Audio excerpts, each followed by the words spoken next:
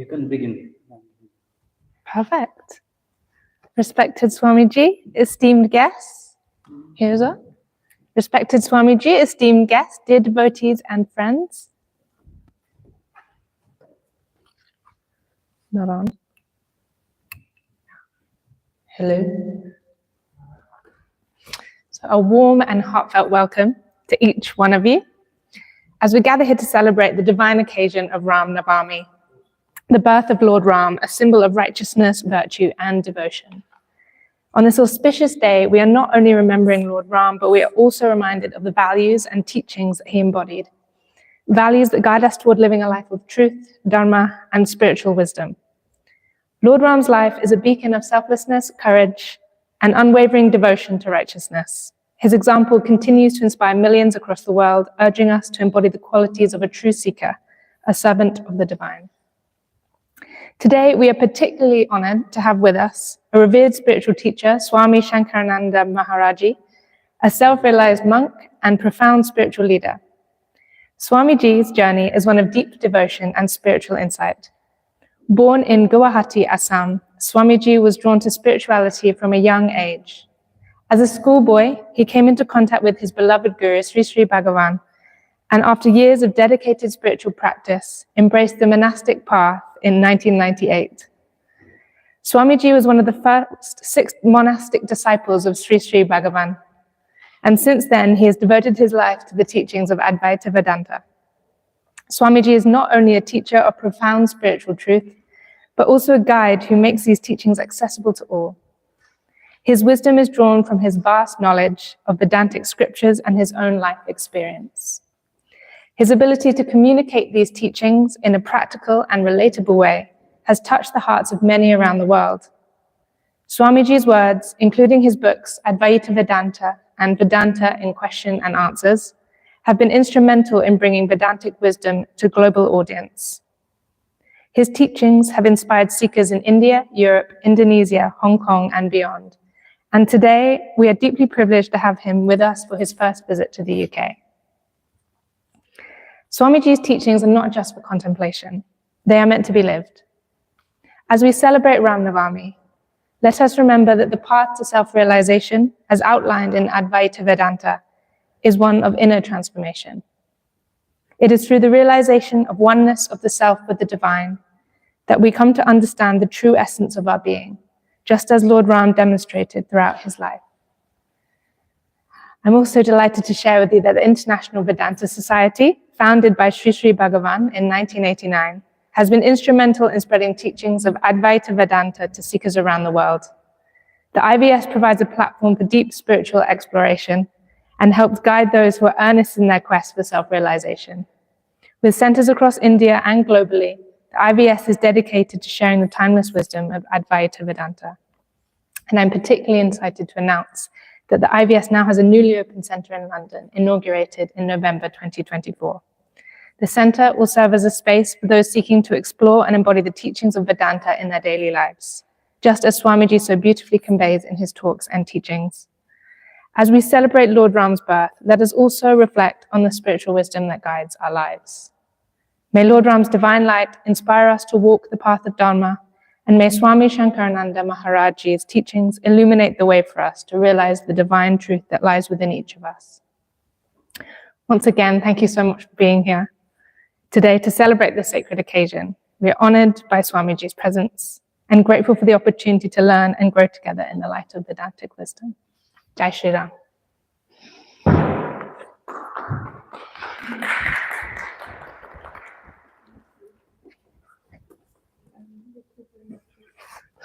So happy you are here.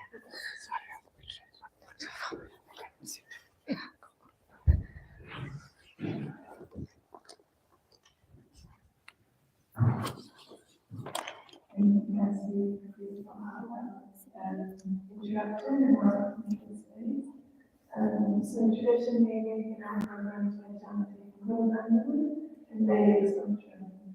So I invite Swami Shankarananda to come up. I myself, my name is everyone, and I'm the person who takes the lead role in the London Vedanta Society. So So in the mantra, the first one is abandoning, which is a mantra made out of slogans from the Bhagavan, and the mantra in honor, respect, and the expression of who the Guru is. So it means we put our minds on the form of the Guru, and then realizing ourselves. The second mantra is Vedic doctrine, which is made out of different verses from different literature, and those verses are an expression of the path to self-realization. You may have heard some of these verses, or some of the mantras, but people do different organizations chant slightly differently. So the best way is just to be silent and actually see the mantra, the vibration of the mantra within yourself, and seeing if that will allow you to drop deeper inside the meditative state. So, okay.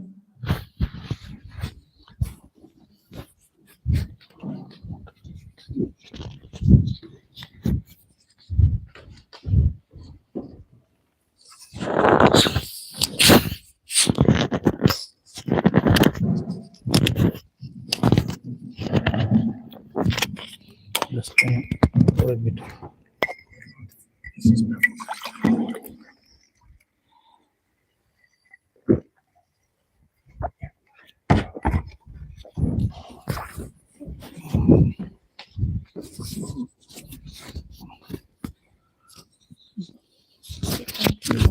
Put it.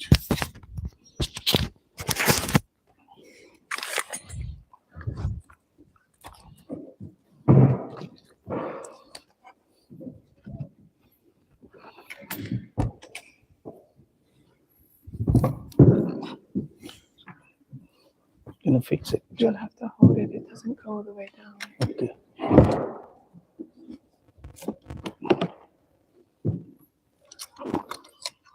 So go. And keep it aside.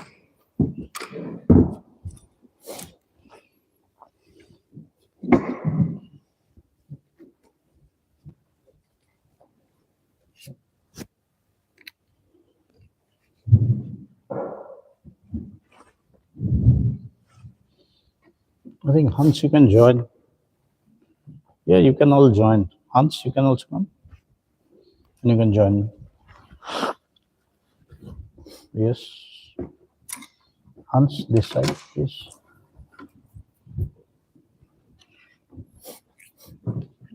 Yeah, that is nice.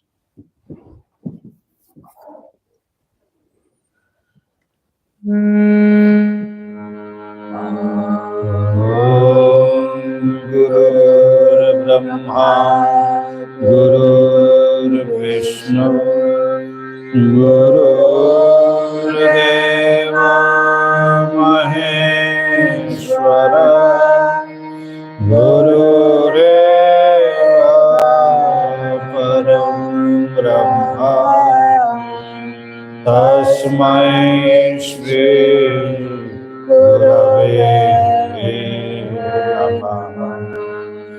Ajnanatimirandhasya Jnananjana-shalakaya Chakshurunmilitam yena Tasmai Shri Gurave Namah. Akhanda mandalakaram vyaptam yena charachara tatpadam darshitam yena tasmai Shri Gurave Mannath Sri Jagannath Madhguru Sri Jagadguru ममात्मा सर्वभूतात्मा तस्मै श्री गुरवे नमः। ध्यानमूलं गुरुर्भवति पूजामूलं गुरुपदम् मन्त्रमूलं गुरुर्वाक्यम् मोक्षमूलं गुरुकृपा। ब्रह्मानन्दं परमसुखदं केवलं ज्ञानमूर्तिं द्वन्द्वातीतं गगनसदृशं तत्त्वमस्यादिलक्ष्यम् एकं नित्यं विमलमाचलं सर्वधि साक्षीभूतं भावातीतं त्रिगुणारहितं सद्गुरुं नमामि। सद्गुरुं नमामि। सद्गुरुं नमामि।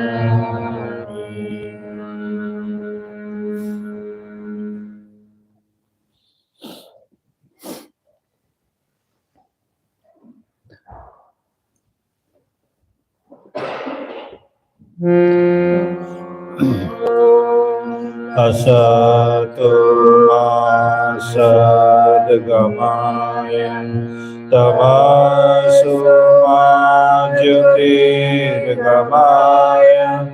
मृत्योर्मामृतं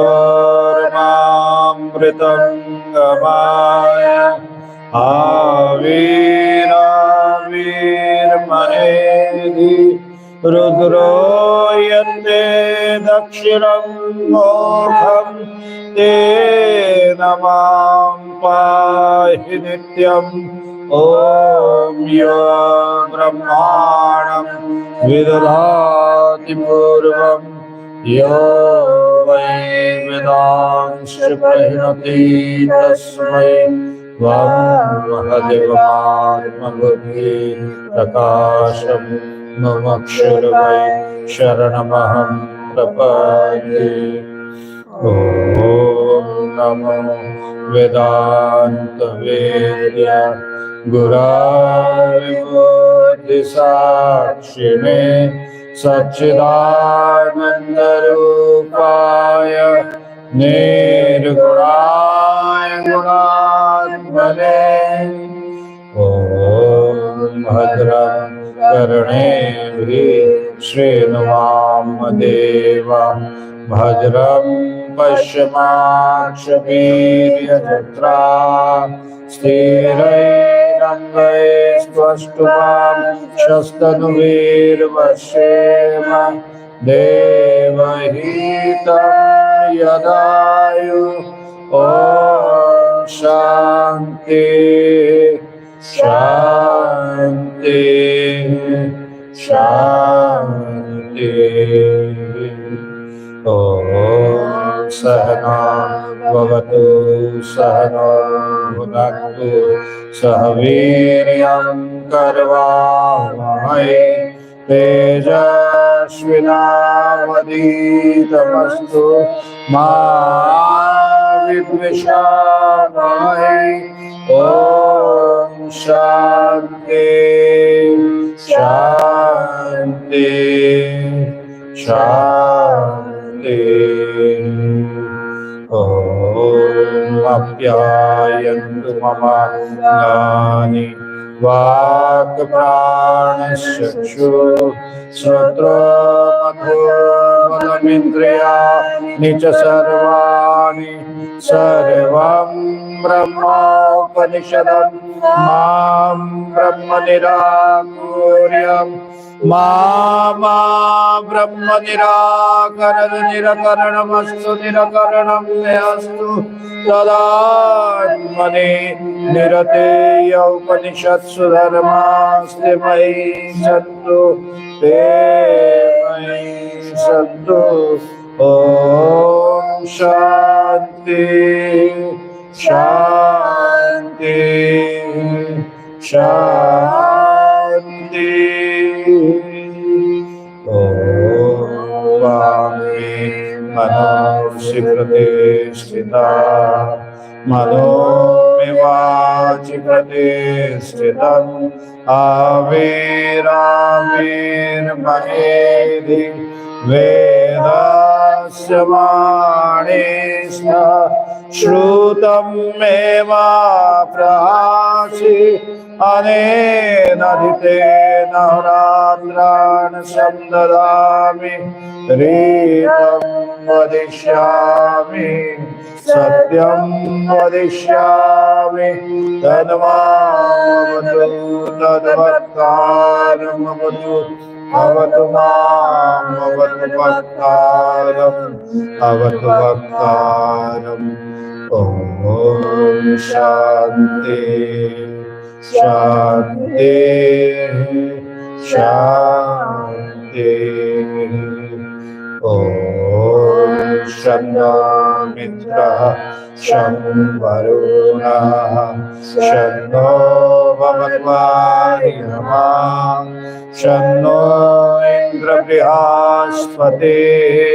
शन्नो विष्णुरुक्रमा नमो ब्रह्मणे नमस्ते वायु त्वमेव प्रत्यक्षं ब्रह्मासि त्वमेव प्रत्यक्षं ब्रह्म वदिष्यामि ऋतं वदिष्यामि सत्यं वदिष्यामि तन्मामवतु तद्वक्तारमवतु अवतु मामवतु वक्तारम् ॐ शान्ति शान्ति शान्ति ॐ मधुवाता ऋतायते मधुक्षरन्ति सिद्धवा माध्वीर्णां सन्तोषधी मधुनाक्तमुतशशो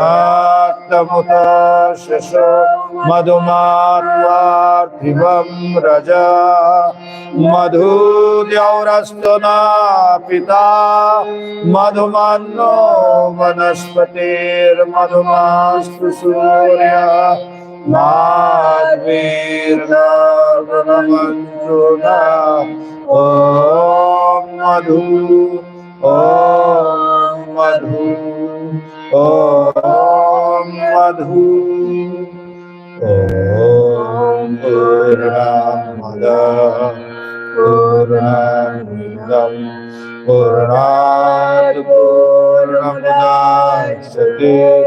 पूर्णस्य पूर्णमदाय पूर्णमेवावशिष्यते ॐ शान्ति शान्ति शान्ति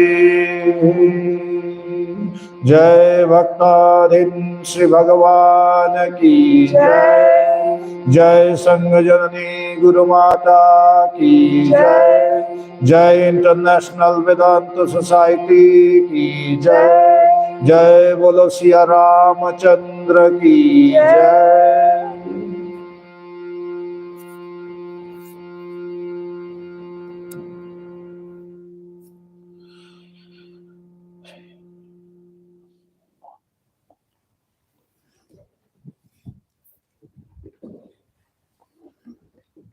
Now we will have 5 minutes of meditation. If you have a meditation practice, then you're welcome to go ahead with your practice.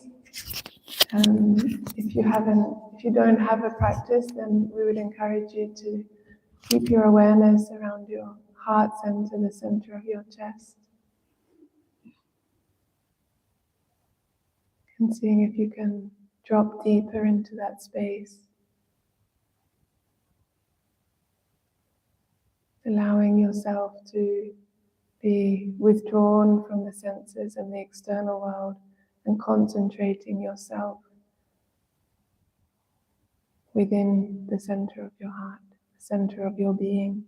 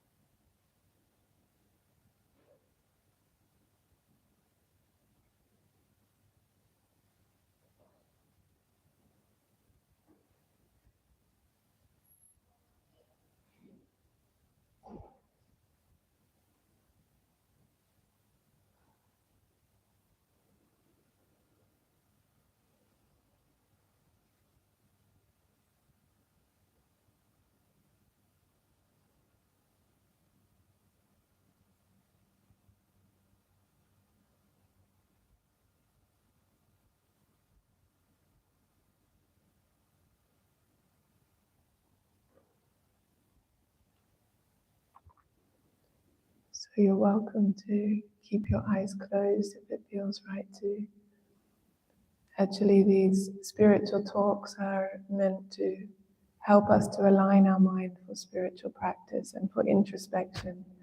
So you're welcome to stay in this meditative state to receive the wisdom of this session if it helps you.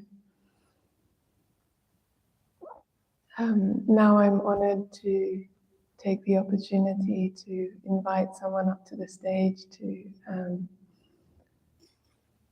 speak with us and share some words from herself.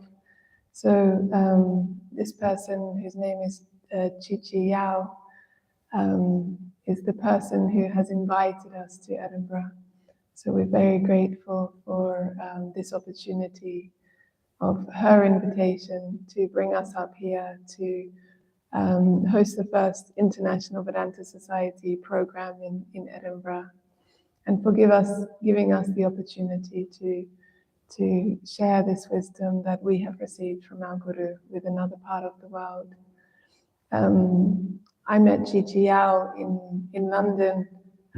She attended one of our events there, and it was an honor to meet a humble, sincere, spiritual seeker, somebody who is dedicated to this path of finding that wisdom, finding that gold nugget.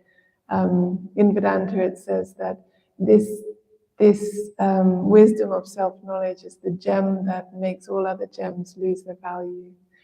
And Chi is someone who is, in my experience, someone who's dedicated to that search.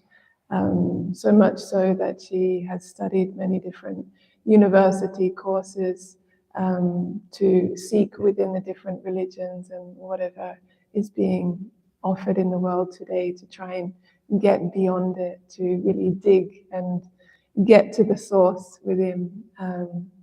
So yeah, we're very grateful to meet you and have you with us. Yeah, Chi, I'd like to invite you up to the stage. Thank you.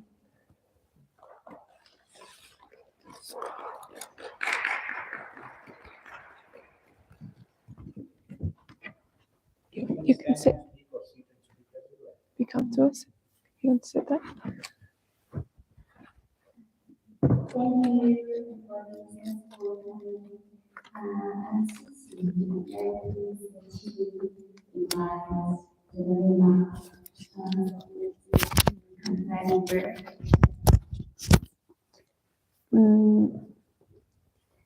I have the honor to get to know Navami in London 2 years ago in 2023. I joined one of her meditation class in London. I was impressed by her powerful chanting, and since then we become very good friends. We usually talk Vedanta philosophy together and meditate together. And in the beginning of this year, I got to know she will bring Swami G to the UK in April, and I'm very pleased to invite them to Edinburgh. And thanks very much for Kirsty. She's my friend in University of Edinburgh. We're studying in the same school but different program. And Kirsty helped me organize this session, book the center, and to share the poster to the community. And thanks very much for your help to make this happen. And yeah, thanks anybody for coming. Thank you so much. That's it. Thank you.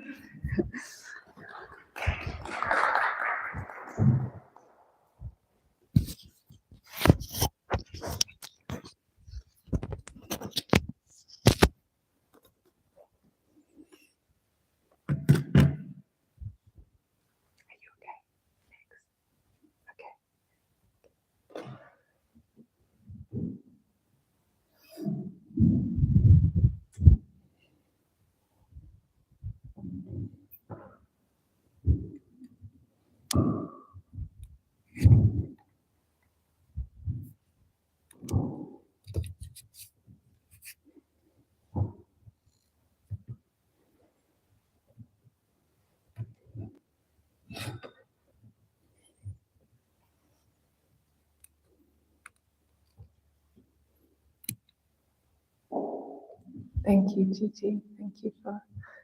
Thank you for being up here. So yeah, like Chi said, my name's Janavi Mar, and I'm based in London. And I met Bhagavan quite some years ago. I actually asked Bhagavan if I could stay in India because it was easier to stay there, where this wisdom was weaved into everything of the society, and I felt spiritually more support there by being in the ashrams. But Bhagavan said, no, you go back to your place. take this wisdom back to your place. So that's what he has done. He has inspired all of us to do that. So as a result, I've been working in London for some years, and Bhagavan himself, he wanted something there. London is a very international place within the world. People come and go all the time. So if we can have something there, we can hopefully reach more people, like Chi-Chi we met there. So yeah, now we have a center in London by Bhagwan's grace, and yeah, slowly. Of course, having the walls and a building is one step, but it's more about gathering people, gathering the flock, like Jesus was always about, gathering the flock. So that's not the easy part. For that, actually, we have to become being with Bhagavan, who, like Kirsty said, he's the founder of our organization. And our organization was founded in 1989 in Guwahati in India. And with the intention of sharing this knowledge, of self-realization. People said to him, like, why don't you open up a school? Why don't you open up a hospital? Or why don't you make a retreat center in the countryside somewhere? He said, no, we have to be where the people are. So in Kolkata, our main ashram is in Bharati, in a place just near a marketplace where there's so much hustle and bustle, and we sit and meditate beyond the beep, beep, beep of the cars and all the traffic. So Bhagwan's intention was always to be with the people.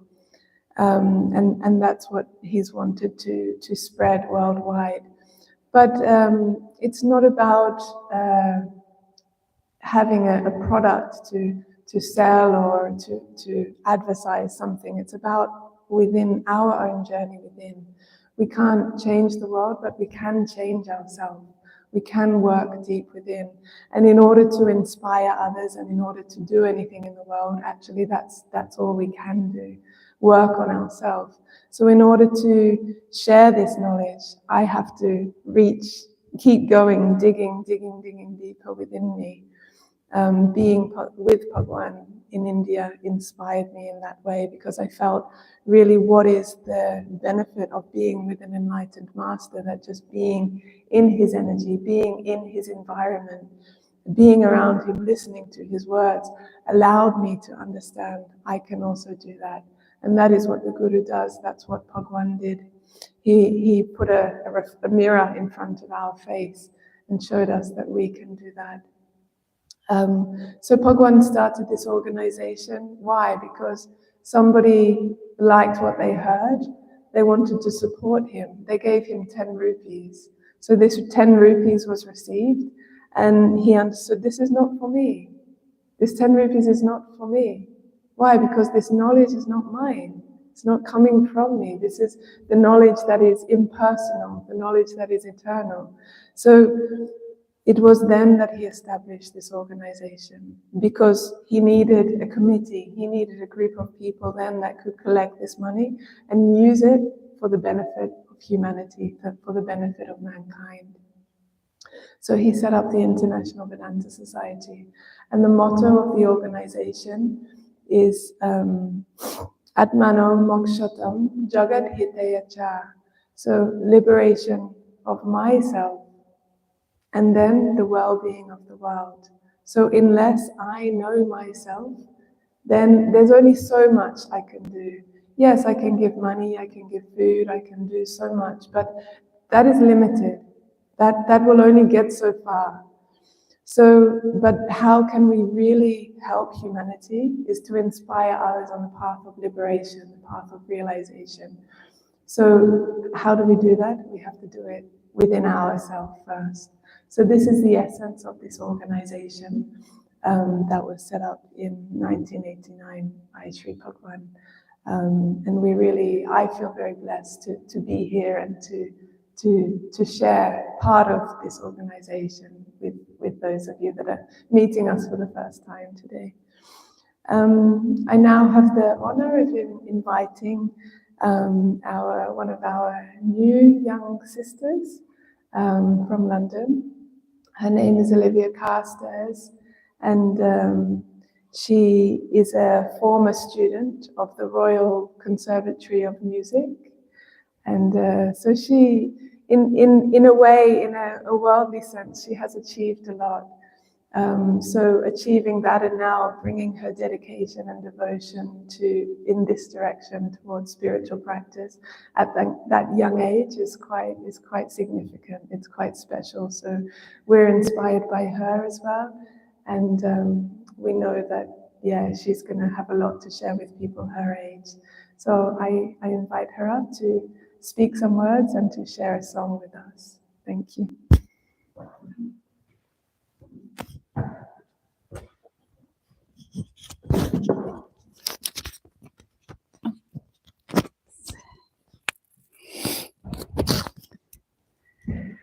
Hello, I am Olivia Carstairs, and I am losing my voice, so you'll hear a very rusty version of me. I came to International Vedanta Society fully last year. I remember before coming on this path directly, like consciously, a friend asked me, what do you want from this life? What do you inspire to do with your life? And I remember saying, which is like really nice to reflect on now. I remember I said, I just want to love the world as much as I can, and I want to love myself as much as I can. And at the time, I didn't really know what that meant by saying that. I knew that it felt true, and I felt that love is so expansive. So why can't love love everything? Why is it limited to these certain people that I love, or these certain things I do that I love? Love is endless. Love can love anything. So what is stopping that? Yeah.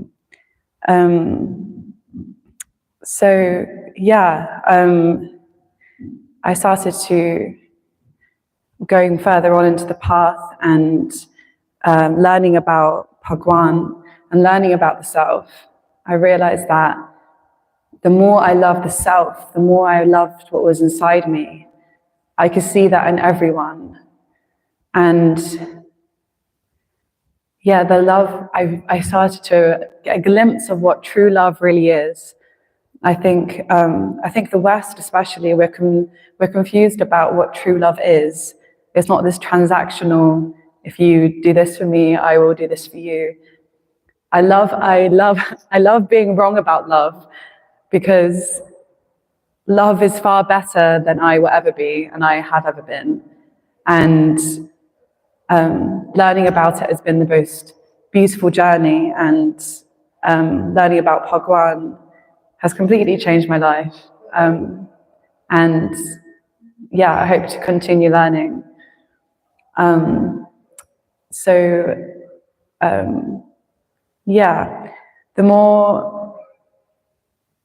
more I've connected to the self, the more, I see that in everyone.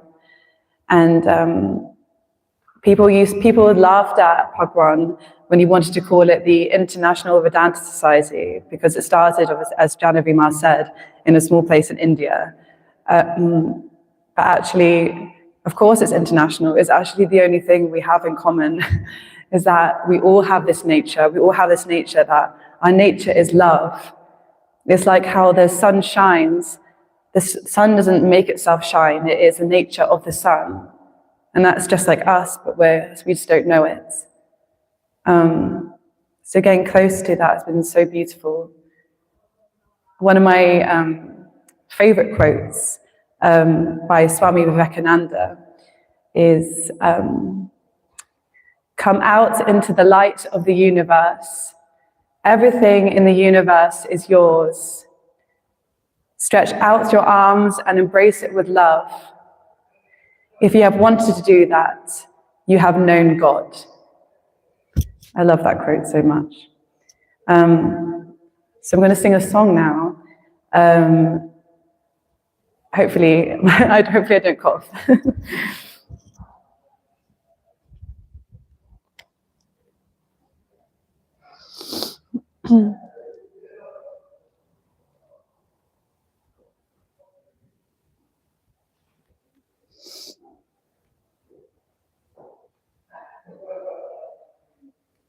Battery 70%. Connected to Bluetooth.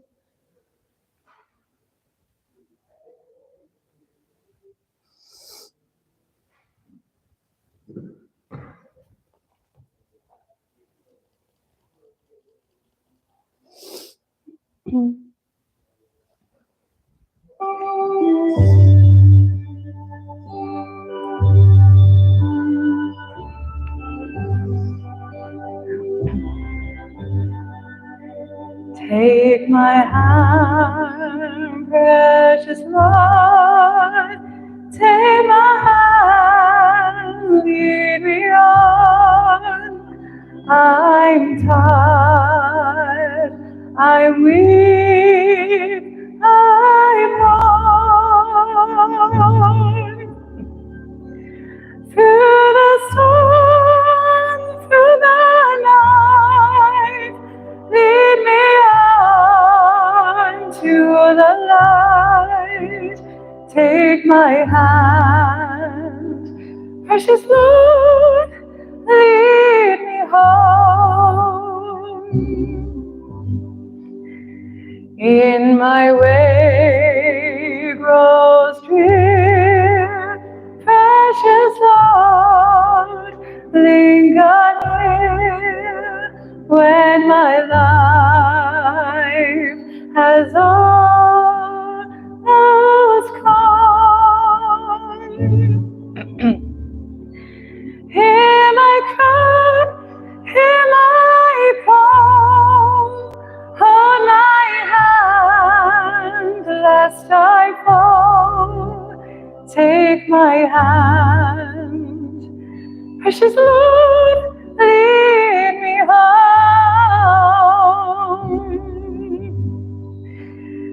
When the darkness appears and the night draws near, and the day has passed and gone,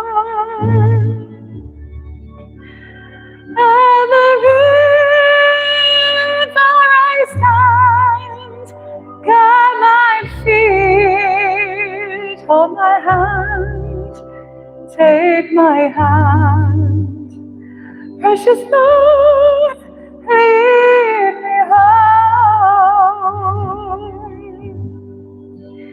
Precious Lord, take my hand, lead me on, let me stand. I'm tired, I'm weak, I'm worn. At the river I stand, guide my feet, hold my hand, take my hand, precious Lord, lead me home.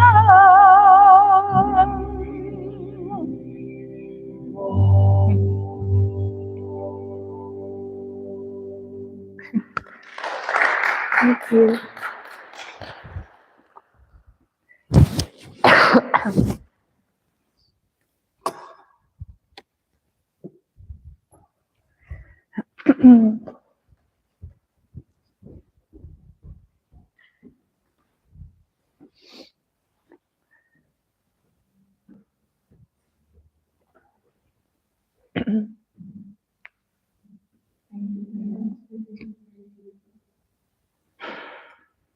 So, next I'd like to introduce Hans and Ruth.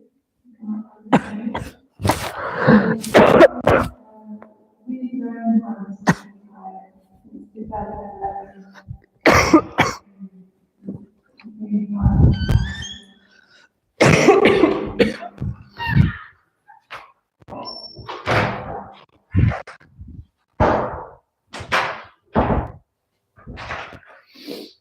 Someone that has always been there, sometimes often in the background, often doing a lot of those expressions of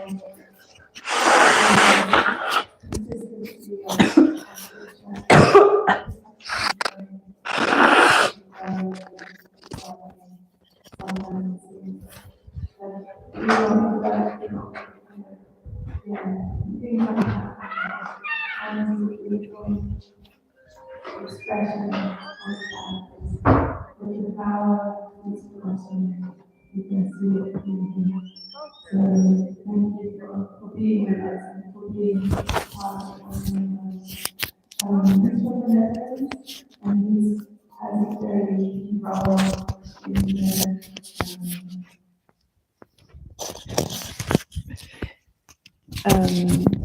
he has a key role in our community and our family over there and the activities that are going on over there. We have an ashram in the Netherlands, and Hans has been helping out a lot. He's one of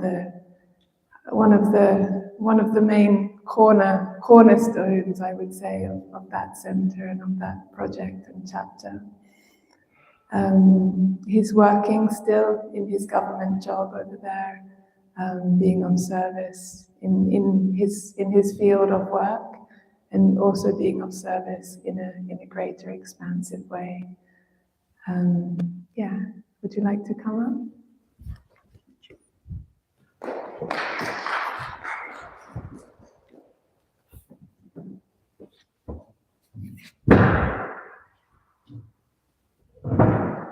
Thank you, Janavima, for this beautiful introduction.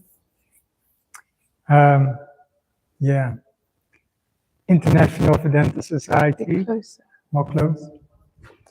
Lift it up maybe a bit higher. It's okay.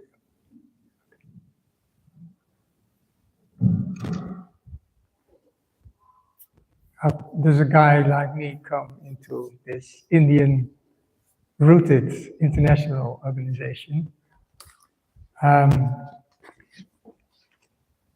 Well, 2011, that's where it started. It started before that. It's founded, the IVS started in 1989, like Janavima said. At that time, my hair was still blonde. And you were about to be born, probably. So lots of things have happened. Since then, I was also in that stage of searching for a deeper meaning of life. That's what I remember, and that lasted quite a while. So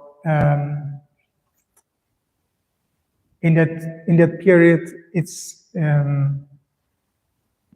I was working at a governmental organization, and one day a new colleague came in, and she said hi, and she just came from India, and she met Bhagavan, and she was very enthusiastic, and she said, "Well, come," and she started to tell about Vedanta. And in my previous years in searching, I come from a Christian background and was not so satisfied with what I learned there. So I started just my quest for more. So I came into what they call hypnosis, maybe Jnana Yoga, similar. So when my new colleague started to tell about Vedanta, I said, well, that sounds familiar to me. So we started to exchange. And one day she said, well, my guru, Bhagavan, is coming to the Netherlands, first tour in the Netherlands, and that was 2011.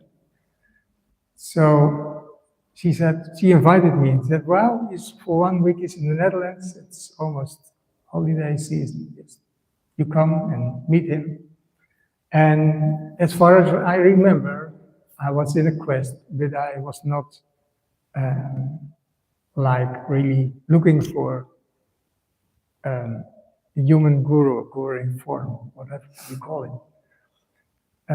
So it was not immediately yes, but still was something, yes, let's give it a try. So I went one of the last days he was there, I went to that place where Bhagavan was.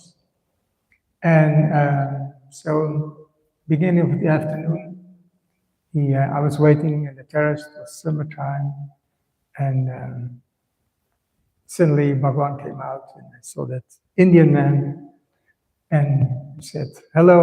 So that was my first meeting with Bhagavan. So not being prepared like some people are to meet a guru. And it was a very beautiful meeting, and it was, they were in the Netherlands at the time. It was really international at that time. There were people from, also from Spain and from Argentina, in different parts, UK. No, she was not there at that time. Somewhere there was an attraction going on. So I wanted to go, I started to go to that place where Vedanta was being taught. And things started to happen, spiritual experiences. So after 1 year or so, I said, well, if this is happening here, so how would it be to meet Bhagavan in India? So that was my start going to India. And there I met Bhagavan in Mayurvedi in Kolkata, where Swami G is staying now. In that time, that's what I started to discover. I noticed when I look back at well, jealous is not the right word, but it's beautiful that Lalita Devi is really like, in that age, still so strongly connected with Bhagavan. I wasn't at all, I would say. But there was a connection going on, which I didn't recognize. And that kept me going to India again, and another time. And then in 2015, there was a second European tour in Europe, Spain, the Netherlands. And in Spain, I had the experience for the first time that I didn't know Bhagavan only from the outside, but I met Bhagavan from the inside. And then it started slowly to shift, that things were differently than I thought they were. And that recognition from what is Bhagavan, who is Bhagavan, knowing him from inside, from the heart, it was a new experience for me, and it made me stepping into a new stage, I would say, and that what I see nowadays, because in these days there's a lot of turmoil going on in this world. And I see people around me and they discuss in newspapers, and we should go left and go right and do this, and the environment and the policy and wars. But I think what I see very little is that people are aware that, like also Jennifer said, it's very, very important to know our inner real self and our inner peace. And from there, peace can develop. And from there, the well-being of the world starts to be built. And before that time, I think it will go on like it's going on for thousands of years. The promise I remember from the divine, from the Lord, that he said every time there's a decline in spiritual, consciousness in human being, I will come and help them be lifted again. And it happened a long time ago, maybe 10,000, I don't know, about time when Lord Ram came. And he had that role, and many thousand years later, Krishna came. And later Jesus came, and there were many forms in which the divine came to our place, just to lift us up and to take us again to what's real, what are we, who are we. And for me, Bhagavan is that form which brought me back to that awareness. So in this way, it's what I see a very precious gift, knowing the divine, knowing Bhagavan, and having that inner relation with him, to be able to develop spiritually more. And that's what I see happening inside me, that what's important in life, that's shifting. And I think that's what we in fact all should know. And that's why Bhagavan started in 1989, that this organization with this goal of taking people closer to what's true. So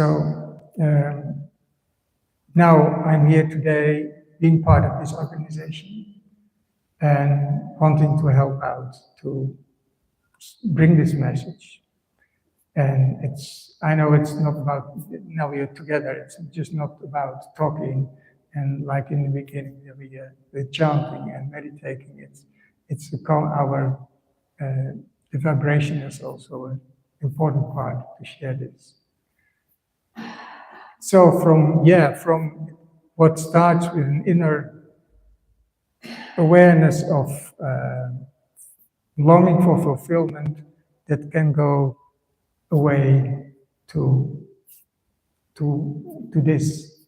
And I think this is that we have mostly in common. People who are on this path, just looking for this deeper, fulfilling meaning of life. Yes, that's what I wanted to share with you. And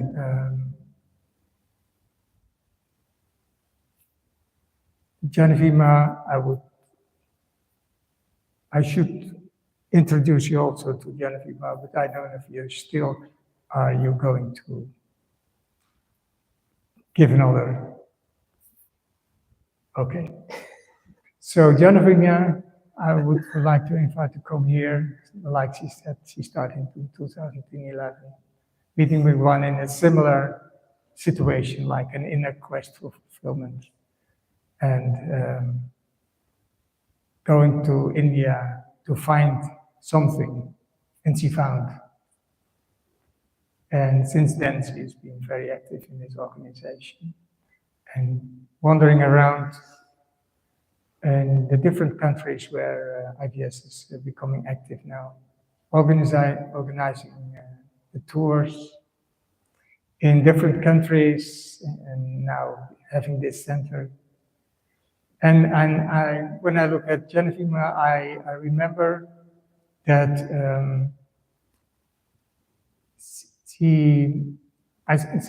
for me, she already had a different lifestyle, more detached than the mainstream people. So that made it more easy in some way, or it's already there.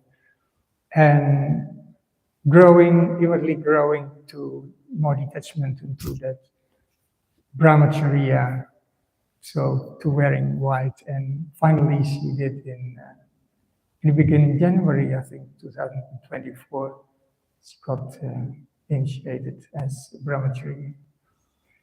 And now, the same year, then he started suddenly that new center in London. So I'd like to invite you, gentlemen.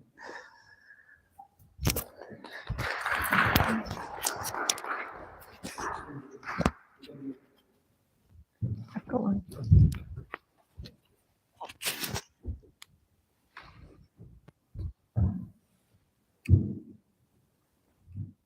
Thank you, Hans. I'd like to begin by honoring my humble salutations at the lotus feet of Sri Sri Bhagavan, My humble salutations at the lotus feet of Sri Sri Guruma. And pranam, Swami G. Thank you for being here, and to all of our guests today. Thank you for being with us on this special day of Ram Navami. Perhaps there were other celebrations going on today that you could have joined, but you came here, so that's quite significant for us. So the anniversary of the advent of the divine in this form of Ramchandra. What does it mean for us? And what does this day today mean for us? For me, I came from a background where I was christened in a church, and my family visited the church every so often. Christmas, to sing some carols, Easter, that kind of thing. Other than that, I didn't get really the essence of who Jesus was and what he meant to me. What was the relationship between me and Jesus? What is the relationship between me and God? Or me and this manifestation of Godhood in the form of man? And for me, this is what today is about. This is also what Christmas Day is about, what all of these days are about, celebrating that. So we can celebrate this day, that this Godhood, this divinity, this creative power, this sustaining power manifested in a concentrated form on the earth. There's a great celebration, there's a great reason to celebrate that, of course. That this manifestation has come onto the earth, and without it, the earth probably would have been destroyed of its own accord. So there had to be this manifestation on the planet, on the earth, to be able to balance the light and dark, the dharma and the adharma, the truth and the untruth. Without it, too much truth would mean the destruction of earth. So, of course, when we realize that within us, it also has an impact. But that impact at that time, when there's such an imbalance, is not enough. So we need this huge manifestation of pure light that can be expressed, or that can go out to such a huge force that it can change the balance. So this is why it happens. This is why God comes. And it says in the Bhagavad Gita that God will come again and again and again for us when this prayer from within calls out that we can't go on anymore. We can't go on anymore with so much suffering, with so much darkness. The one within me, which is also God, needs to get out of that, needs that light, needs that reflection of itself to be able to overcome that, to be able to transcend that. So that's one aspect of it. And of course, we should definitely celebrate that and with huge gratitude for that. But the other aspect is this life of the incarnation, this struggle also that this being went through. And this is the same in all these incarnations. It wasn't easy for any of them. We may say, oh, but that being is God. They don't feel the struggle, or they don't feel the pain. But actually, when we look deeper into that life, we see that how deep, how strong was that struggle. And Ramchandra was no different. And he also had to sit in front of a guru for 6 years to be able to know himself, to be able to be liberated from this plane of suffering. But even then, more suffering came. Even then, more struggle.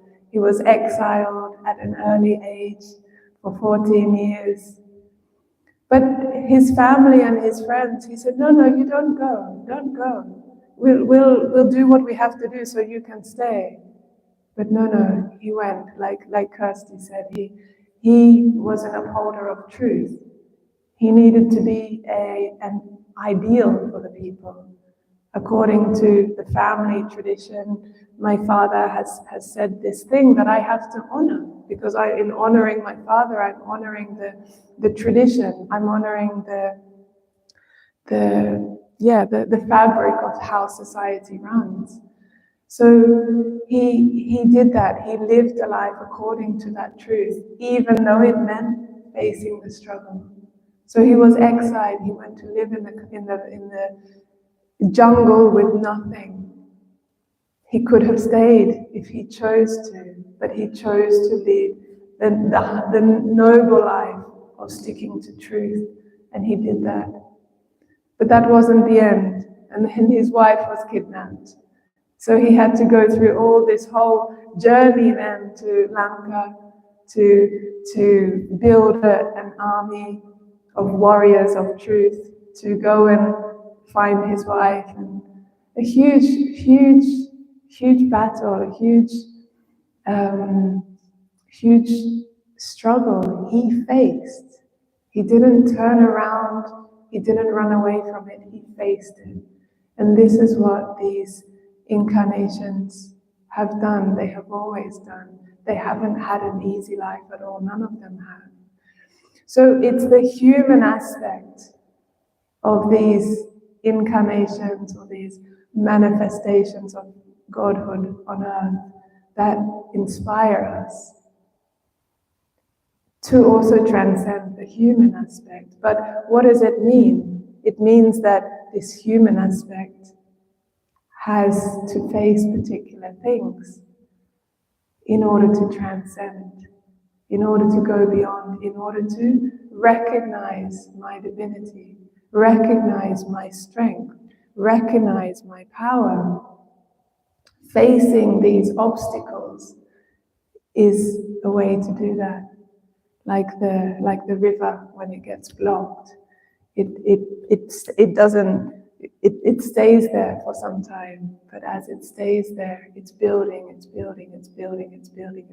up, and then a rush comes. So in this way, this is what these great beings, great souls are showing us, and Bhagavan for me is the same. Bhagavan always taught us to stand up, to face the obstacles, to face the struggles in life. I remember a song that just popped into my mind. Actually, it's a song of the Beatles, and it says that, talking about a bird with a broken wing, you take that broken wing and learn to fly. So with these challenges that we are facing, we carry on with that inspiration, with that inner light that these great beings have come to the earth to show us by holding a mirror in front of our face, showing us, you are that, and then allowing that to be awakened within us. So that's why we have called today Awakening the Eternal Self, by seeing this reflection in this being, this manifestation of truth, manifestation of Godhood, manifestation of pure light, enables that to be woken up within us. So thank you very much. We've got another song by both Hans and Olivia, so I'd like to invite them back up onto the stage, and following that, we're going to hear from Swami G, which is why we've gathered today, and we're very grateful that he's come all the way from India, and we're in his presence on this day, and we can hear more about what is the significance of today. Thank you so much.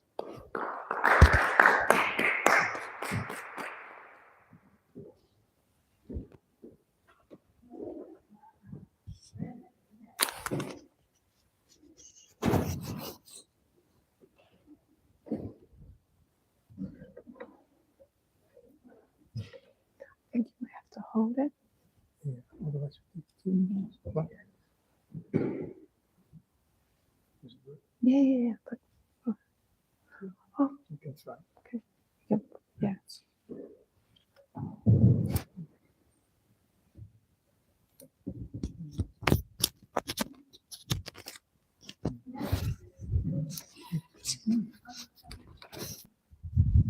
You need it for singing?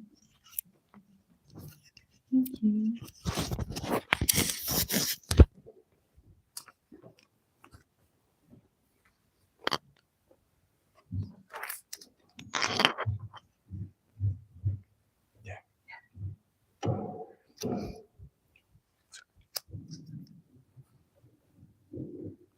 Should we bring it up?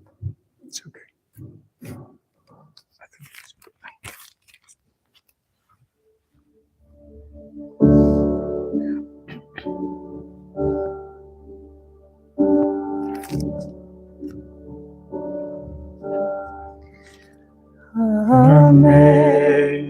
Amazing grace, how sweet the sound that saved a wretch like me.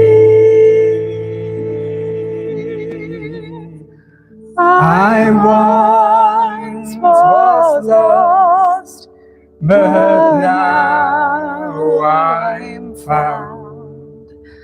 Was blind, but now I see.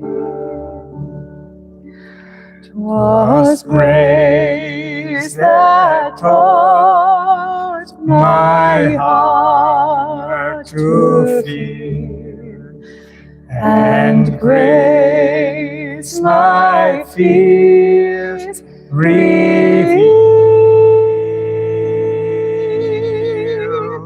How precious did that grace appear the hour I first believed.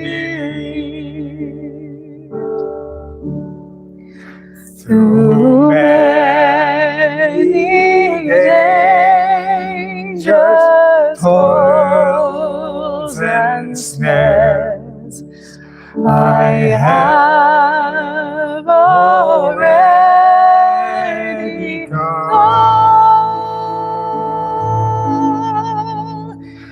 This grace that brought me safe thus far, and grace will lead me home.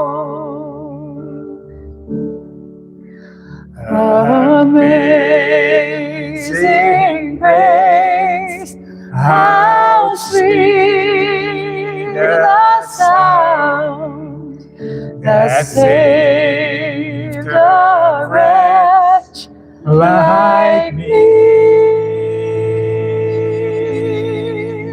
I once was lost, but now I'm found. Was blind, but now I see.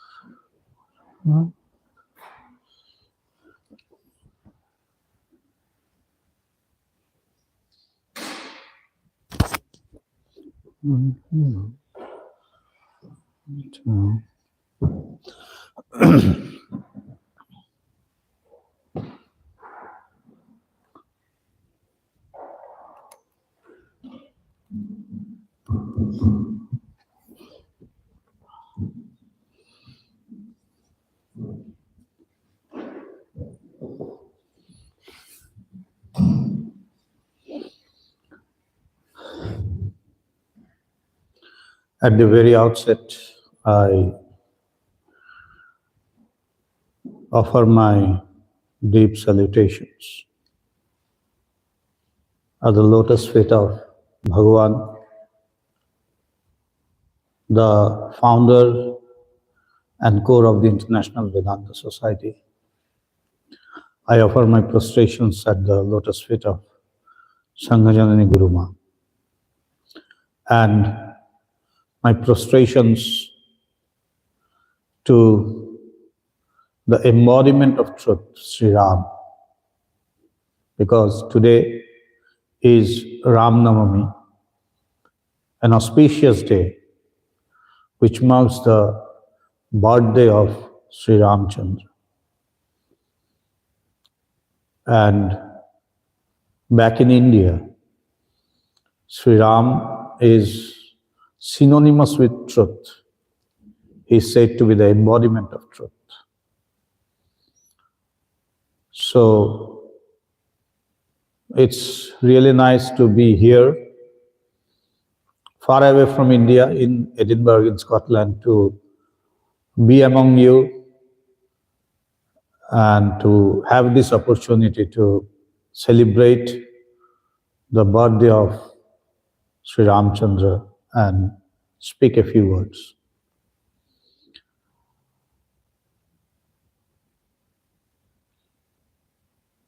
When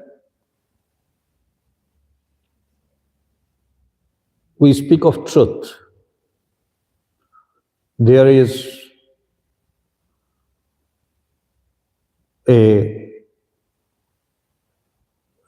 there comes a question that what is the truth? As I said, Sri Ramchandra is the embodiment of truth, or the spiritual path. This is a path of truth. So what is truth? We come across various truths in our life. Like in our childhood, we have a truth. When I was a child, I used to play with marbles. I don't know whether you played with marbles or not, but back in India, yes, you played with marbles. Thank you. So we played with marbles. So to me, then marble was the truth. Gaining more marbles, winning in a game. And when we used to come out, maybe from my house, from my home, I used to bring 10 marbles. But if I go back home with 20 or 30, that is the truth to me. Means there is no other person who is more happier than me, So that was the truth to me during that period of time. But then when I grew up, I gave away all the marbles to my, the neighbors who were young and who were playing marbles. There were times when I used to quarrel for marbles, but then a time came when I called them and I distributed them just like that, So because marble was no more a truth to me then. For me, securing good marks was the truth. So in every phase of our life, this truth changes. Girls, they play with dolls in their childhood. but there also the truth changes as they grow up. So in our entire life, we come across various truths. But when we say that Ram is the embodiment of truth, that means he was following truth in every phase of his life. There is a relative truth and an absolute truth. Absolute truth is what we call God or Atman or Brahman or whatever we may say. So that is the ultimate, the absolute. But as I said, we come across various truths in our lives. So to stick to truth in every phase of our life, that is the main thing. And there is a very beautiful thing we were just discussing yesterday after I came, that when you stick to truth or when you follow dharma, dharma means righteousness. So when you follow dharma, when you stick to truth, this truth will help you in every phase of your life. You know, it's very easy to speak about truth, but it's very hard to follow it. And still to follow when things are going good, going in your own way, it's okay. But when things are going against you, when you are in the midst of adversities, then to stick to truth is the hardest thing. But that is the test, whether you really love truth or not. So today, it is the birthday of Ram, and in every phase of his life, whether when he was a king or when he was a prince, or even when he was in the jungles, devoid of any luxury, you know, undergoing the many pains that we just heard, the, you know, struggles that he underwent when he was in the jungle, he stuck to truth each and every time. Never did he got distracted. And that is the test that truth takes. In every phase of our life, we have to give some test. Wherever you are, whether you are in a college or in a university, even in your family life, here also you have to give a test. As I sit here today, I was just remembering, you know, the days when we were struggling as the International Vedanta Society. Today, we are in this beautiful place, you know, celebrating Ram Navami. And there was a day when we did not have any place to sit, when we did not have any place to hold a meeting or a gathering or a program like this. So things were, you know, the society, our friends, and everyone was so against us. Why? Because we were in the path of truth. And when you will be in the path of truth, as I said, you will be tested. And you will be tested by the most beloved one of yours. As you know, in Mahabharata, it was the same thing. Arjun stood for truth and he had a huge enemy in front of him and he had to fight. He wished to give up, but Sri Krishna said, no, you cannot. Because you must abide truth. You must abide righteousness.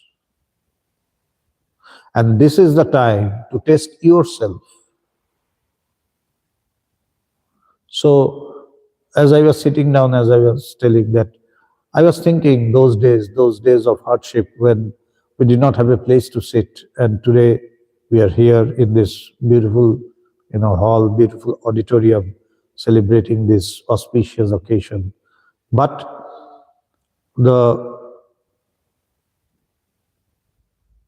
founder of the International Vedanta Society, Bhagavan, he just did one thing, as Ram Navami was telling beautifully, that he did not go for, making schools or hospitals or charitable, other institutions. He just went for one straight thing, and that is God realization. God realization, truth, self-realization, they are the same thing, they are synonymous. So he just, right from the beginning, from the inception of International Vedanta Society, right from its inception, Bhagavan had one very straightforward thing in his mind, that this society, the International Vedanta Society, will speak about truth. It will speak about God. It will speak about self-realization, and not only speak about it. It is not that we preach Vedanta, we cultivate Vedanta. There is a difference between just talking or preaching and cultivating. We cultivate Vedanta. And one step ahead, here we realize what is the truth, the absolute truth, that which is known as God or Atman or Brahman. So he had this one very straight thing in his mind, that International Vedanta Society will stress on truth, will stress on God realization, will stress on self-realization. And this is what makes the International Vedanta Society stand out. Because you will have many charitable institutions doing welfare activities, carrying out well. They're good, of course, it's good. But, in the scriptures, there are several things which are mentioned, like donations. So first thing is donating food. That is good. Better than that is donating vidya, that is knowledge. Knowledge means the educational knowledge. If you make someone literate, make him or help him or her study, if he or she is a downtrodden one, that is better than the food. Because if you give food, you are doing a good work, no doubt. But if you help the person in the morning, by the evening, he or she will be hungry again. If you educate him or her, then he can make his or her own living. So that is a better one. And the best one is to help him in realizing the truth. Because what happens when you realize yourself, what happens when you have God realization, is that you need no other help. You become, in the real sense of the term, self-dependent. There's a word we call become self-dependent. And what do we mean by self-dependent? I have secured a good job. Now I am self-dependent. No, you are job-dependent. You are not self-dependent. You are job-dependent. There is a recession and you go back to your own place. But one who has realized the self, one who is in this path, no matter what comes, he will say, okay, I'm good. I will do something. That is the attitude which comes. We are always, we always are worried. And the biggest worry is what will happen to me? What next? What is going to happen? And a person who has realized the self, who is in this path of truth, who is in the path of spirituality, who is in the path of Vedanta, who is cultivating Vedanta, he or she will not have that worry. He or she will say, okay, I will do something or the other, and I will manage it. Because To that person, livelihood is not the ultimate of human life. To a person who is cultivating spirituality in the real sense, to him, the goal of human life is God realization or self-realization. So, livelihood becomes a secondary thing. To us, livelihood is the primary thing. But to them, livelihood is a secondary thing. That is why they don't think too much of that. They give their time in thought about the Supreme, in thinking about the truth, in realizing the truth. That is his life, truth. Like with Bhagavan, some of you know and some of you don't, that with Bhagavan, he never he never looked for God, as it happens in India with great spiritual stalwarts right from their childhood. Normally it is seen, it's not that everyone have the same thing, but normally it is seen that they look for God, where is God or what. But Bhagavan did not have that. But yes, he searched for something, and that was the search for truth. Where is truth? And wherever he saw that there is no truth in it, he gave it up. And that is why he went to many fields. And he strived hard. He did a lot of effort in realizing the thing which he really believed, the ideal which he really believed. But then he saw that words and actions differ. He gave up. And then he came in this spiritual world. And here he saw that here the words and actions, they converge, they come together. And that is why he chose this path. And he never went to any other, never went to see any other thing. He went for it. And he gave his life to it. So he searched for truth. Bhagavan had two main features in his life. His life was marked by two characteristics, two features. The first one, truth. He loved truth like anything. That was his first thing. Anywhere he could not find truth, he will give that up. And the second, his love for the mankind.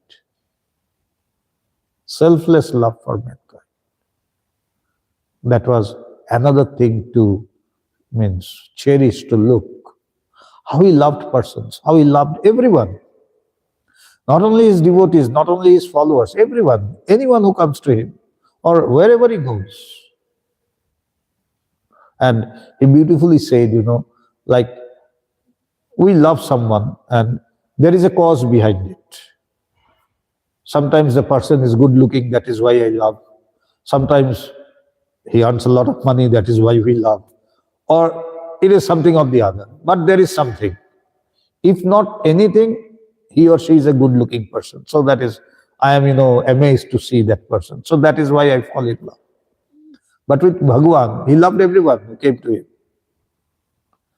And he said, do you know why I love you all? Because I love to love you. I love loving you. That is why I love. There is no other cause. So when you can fall in love with love, as Olivia was telling, that is the best thing. If you can love someone, why? Because you love loving him. As she was telling, that sun doesn't shine. It is the nature of sun. It is the nature of the sun to give light, to give warmth. It cannot help but giving light and warmth. It cannot say, okay, today I will come, but I will not give light. It cannot. Because it is not its quality. If it is its quality, then it can switch on or off. But it is his nature. So when it becomes your nature, like a flower, which gives fragrance, Even if you trample it under your feet, it will give fragrance. If you crush it with your hand will become, you will have a good smell in your hand, even if you crush it, because it is its nature to give out the fragrance. Similarly, persons, spiritual persons like Ram, we are speaking about Ram today, his life, rarely did he get any happiness in that way. What we know as happiness, having a good family life, having a good job, and rarely. When he was about to become the king, he was thrown out of his kingdom, sent to exile, to forest. There, as Mataji said, Sita, his wife, was kidnapped. Came back, and then people started to, just one of his subjects, the person he had a question about Sita, because Sita was so long in the custody of Ravana, the demon. So she gave away Sita. So he did not have anything for himself. It was all for his subjects. And that was his life. About a king, he said that how a king must be, that he must be accessible to the humblest of the citizens. Then he is a good leader, a good king. And he showed it in his life, being accessible to the humblest of the person. So, their life is an example for us. Their life stands as an embodiment of truth, as an embodiment of sacrifice, and that is what we need today very much. If we look around the world, we will see everyone is just trying to take their own share, isn't it? The more I can take, the more happier I will be. But this is not how you can become happy. Sorry. The Upanishads say, Isa vasya midam sarvam yat kincha jagatyam jagat tena tyaktena bhunjitha magridha kasha svedhanam. This is the opening verse of Isha Vasya Upanishad. And it says that everything in this universe is enveloped by the Lord, by truth, by God Himself. Everything in this world. No judging good or bad. Everything. Whatever there is enveloped by the Lord, by the God. And you can enjoy this world. How? They give the secret to enjoyment. You can enjoy this world to the full. How? Not by, snatching from others, which the present world is doing. How do you do it? You can do it by giving up. Tena tyaktena bhunjitha. Give up, sacrifice, and enjoy the world. But in today's day life, people will laugh. Are you foolish? You are going to give up, you are going to give your things to others, and you say you are going to enjoy it? Yes, that is how you can enjoy really. Like, a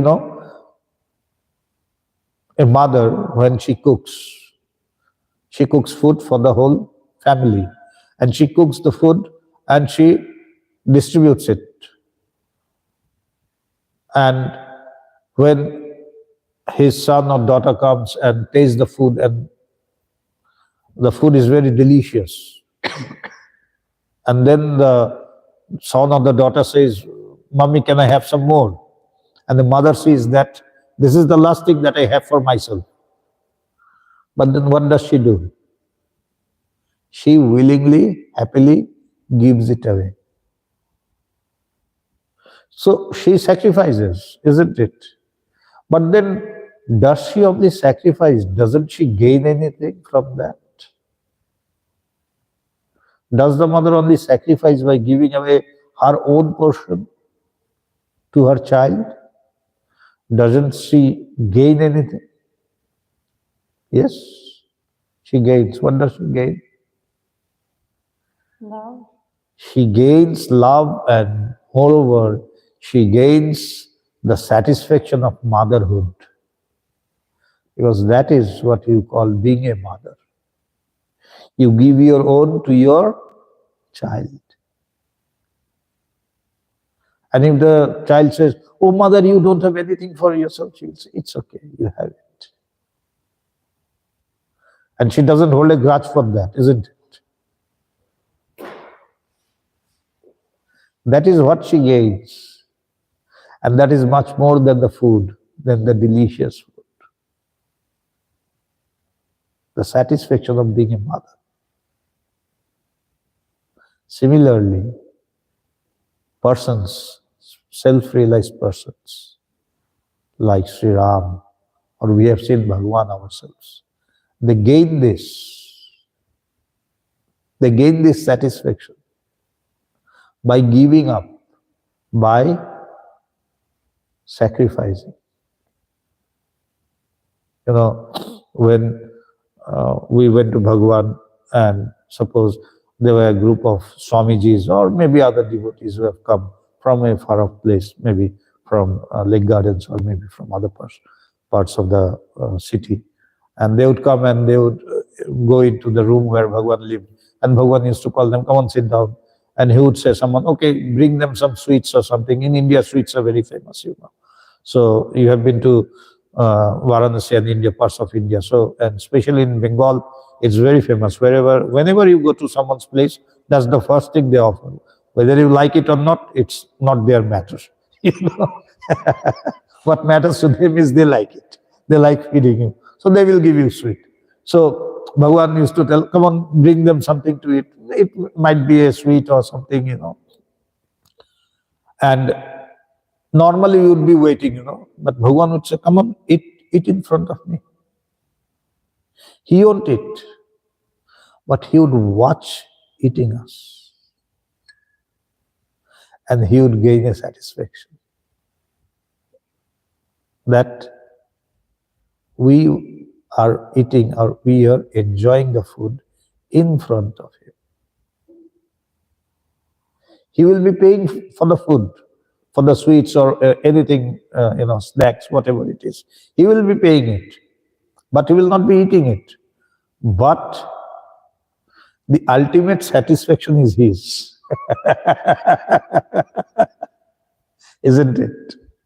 That's the ultimate satisfaction. You know, when I just began to go to Bhagavan, it was like I was 16 or 17 years old. So it's like 34 years ago, I'm telling, something like that. Might be a bit more. So one day he said that you belong to a good family and you don't know what hunger is. How does a person feel when he is hungry? I thought myself, yes, that is right, because before I can understand I am hungry, there is food on my table. So rarely do I know how you feel when you are very hungry. So I was reading in class 12 then. I was doing my 12th. So he said that, did you ever give your food, your own food, to someone who is in need, really? I said, no, never. And then he said that, do it one day. If it happens so, try to give your own food to a person who is in need. I said, okay. And then I thought that, okay, this is also a subject. This is also something which we can do. because we did not know. What did we know? Okay, there is money in the pocket and we can go out with friends and we can enjoy. That is what we knew. But with that money, without eating myself, giving it to someone others, that is also a subject which we can do. So that was the first thing I thought, oh, this is also a work. This is a good work, you know. And it happened perchance that just within a few days, it was the tiffin time, tiffin hours in our school. And there was a canteen. It was not a school canteen, but just a shop next to the school, outside the premises of the school. And all the boys and girls, we went to that shop and we had, samosa, samosa? Yeah. So that's a snack, salty snack. So, and whatever, there were many, we used to take whatever we liked. And I still remember it was 75 paise, means 75 paisa, that means not even 1 rupee. 25 paise less than 1 rupee, 75 paisa, one per piece of samosa. So I bought 2 for myself. So it was 1 rupee 50 paise. So, and it was hot, because they were just frying it and giving it. So it was very hot to hold. And so I was about to eat one of the samosas when suddenly a person came and he was asking for some food from the shopkeeper. Now it was the business hour, peak business hour of the shopkeeper, because the school, all the students were coming to him just for those 45 minutes. They will be there and they will go back. So he had no time, to offer something to that poor fellow. So he just abused him. Come on, get out. There's no time for me. And he just went out. He could do nothing. And suddenly I saw that the person, he was just standing a bit far under a tree, and he was looking at us. All the boys and girls having fun and eating. And I looked at him, and suddenly that came into my mind. Bhagavan said, did you ever offer your own food to someone who is in need? And I went to him and I offered both the samosas in his hand. So he was like, dumbstruck. And those were really hot samosas coming just out of the frying pan, And that person, as if would gulp both the samosas together. He was so hungry. He would eat both of them together. It was as if like that. And I came back to the shop, and standing at a distance, I was watching him eating those. And he was so happy, and I was just watching him doing the thing. And believe me, I never enjoyed eating any samosas like this anymore. I did not eat it, but I enjoyed those 2 samosas the most without eating them. I have eaten many samosas after that, before that, but never did I get that taste. So you can enjoy the most, not by eating yourself, but by giving up. And that is what they teach. God incarnates like Sri Ram, Sri Bhagavan. They teach you by their own lives. They show you the way. They guide you. As quoted by Hans very beautifully, that whenever there is a decline in spiritual consciousness, whenever religion is suppressed and irreligion prevails, then I will incarnate myself to redeem the virtuous and carve the evil. Yada yada hi dharmasya glanir bhavati bharata abhyutthanam adharmasya tadatmanam sriyamya paritranaya sadhuda vinashaya cha dushkritam dharma sansthapanarthaya Sambhavami yuge yuge. These are the words spoken by Sri Krishna in the Srimad Bhagavad Gita. This truth, that whenever religion will be suppressed and irreligion will prevail, then will I incarnate myself. I will take birth. I will assume a form. And what will I do? What will be my job? When I will come, it has been said. And what will be my job?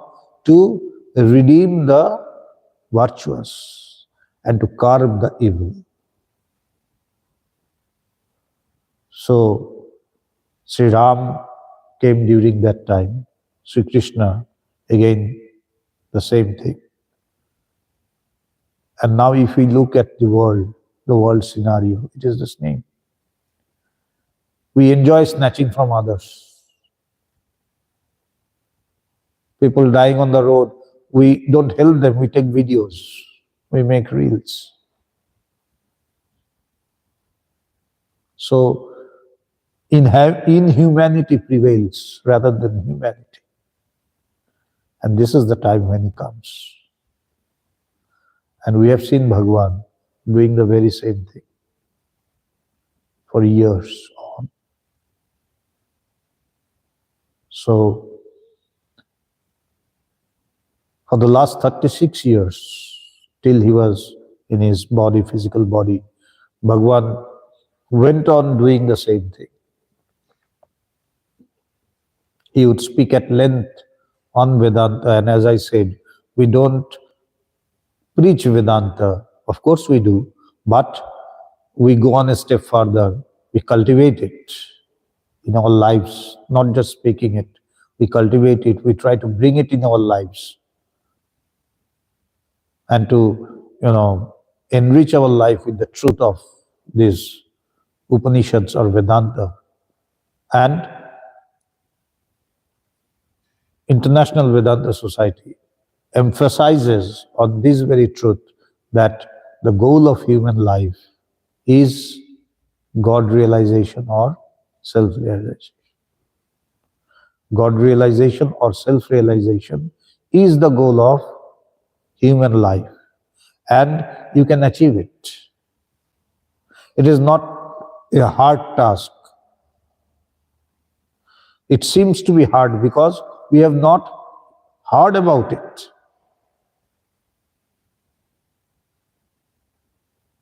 Bhagavan says very beautifully that if in a scholarly family, there are some family which is very scholarly, means maybe one of the brother is a doctor, other is an engineer, maybe other is in a very high post, a CEO or something, it's a very scholarly family. So if a child is born in that family, normally he will not speak A, B, C, D right after the birth. He will be like any child. But will the family say that this child is a illiterate one? They know that he is with us, he will learn. When he is with us, he is in our family, today or tomorrow he will become something or the other. Because it's full of good things. Similarly, if we can be in the company of such things, where these words are being cultivated, these ideas are being cultivated, where this truth is being, discussed time and again, then we will see that God realization or self-realization or realizing this absolute truth is not very hard. It is only that I have not taken the first step, or I have not endeavored in the right way. The moment I start it, it becomes easier for me. Everything will come, in your way. If you are really into it, everything will come in your way. And that is the other, thing about truth, that if you are really into it, if you really want to achieve it, if you really want to attain it, things will come in your way. Just you have to stick to it. That is it. There is a very beautiful character in the Ramayana, that is the life of Sri Ram, Shavari. She is a devotee of Sri Ramchandra. And, she was told that Sri Ram will come to your ashram. She used to live in an ashram. And she was told that she wanted to give up her life, but she was told that you don't do this. You will be blessed by Sri Ramchandra's visit, by the visit of Sri Ram to your place. So wait for him. And from that day, she believed those words. And from that day, every day she would decorate her ashram, her house, a small cottage with flowers and everything, and pick up good berries, and keep it ready for Ram. Weeks passed, days, weeks, months, years. She was doing the same thing each and every day. She became 80 years. When suddenly one day, Sri Ram, on the way, when they were in the jungle, they went to the ashram of Shavari. And Shavari was like overwhelmed. She did not know what to do. The weight of her life, she had been waiting for this moment. All her life, she has been waiting for this, that she will be blessed by the coming of Sri Ramchandra. So, as usual, she decorated every day. She did not know that day Ram will be coming. So, she decorated her cottage in that way with flowers and everything, with garlands and all. And she collected berries for Sri Ram, And when Sri Ram came, she was in tears. She did not know what to do. She lost everything, like she lost her words. She did not know what she will do. So, in order to offer him something, as we are telling that in India the philosophy is guest is your God. So, and here was God himself as a guest. So, the berries which she took, now she wanted to offer those berries to Ram because she bought it for Ram. She collected those berries for Ram. But now she did not know which are the, sweet berries, because berries can be sweet and again sour. So what she did, she took a bite of the berry, and if the berry was sour, she threw it, and if it was sweet, she gave it to Ram. And in India, to offer something which has already been eaten by someone, to offer it someone to another person is not good. It's not a good thing. And to offer it someone who is superior to you, to someone who is elder to you, it's never. And to God himself, it's almost blasphemy. You are, it's a sort of disrespect, huge disrespect, not just small. It's almost equivalent to blasphemy, as I'm telling you. And she was doing it. She was biting each of the berry, and she threw away the sour ones and gave the ones which are sweet to Ram. And there was Lakshman, his brother, and he was telling, what is she doing? Is she insane? Is she crazy? Has she gone crazy? My brother, who is God himself, who is the son of a king. But now, okay, he is, in the forest, a forest dweller, and he has been given, eaten berries. But he was amazed to see that Ram was accepting those berries with love, and he was eating them. He was accepting them, eating them with love. And he said that I have eaten many berries, but such berries I have never tasted in my life. And Lakshman was, what is it? And Rama understood the mental thing of Lakshmana, the mental agony which he was going, and he just said, Lakshmana, let her do it. This is the love. This is the love of God incarnates. Because they do not accept the material things. Rama was not accepting the berries. What was he accepting? The love with which the berries were offered. We look at the matter. We look at the matter. Someone is gifting me something. How big is it? How costly is it? But they don't look what you are giving. They look how you are giving it. The love behind it, the feelings behind it. It may be a tiny thing. Doesn't matter. Berries. You find it abundantly in India. Anywhere you would find berries. And then eaten berries. But Rama did not see the berries. What did he see? The love with which the berries were offered. This is the love of God incarnates. So, it is not only that they come to redeem the virtuous and curb the evil, they also come to show what real love is. They also come to show what devotion is. Like the same thing happened with Krishna, Krishna went to Duryodhana's palace. Duryodhana was the cousin of Krishna, and they were the cousin of Pandavas, the 5 brothers, who stood as the embodiment of virtue, or who were in the path of righteousness. And Kauravas, the 100 brothers, they were in the path of the wrong, So that was the war of the Kurukshetra between Pandavas and the Kauravas. That is the evil of the righteous and the unrighteous. So, but Krishna wanted to avoid the war because he knew that many people were going to die. So he didn't want. So he tried to stop the war, like acting as a third party to stop the war, as a peace,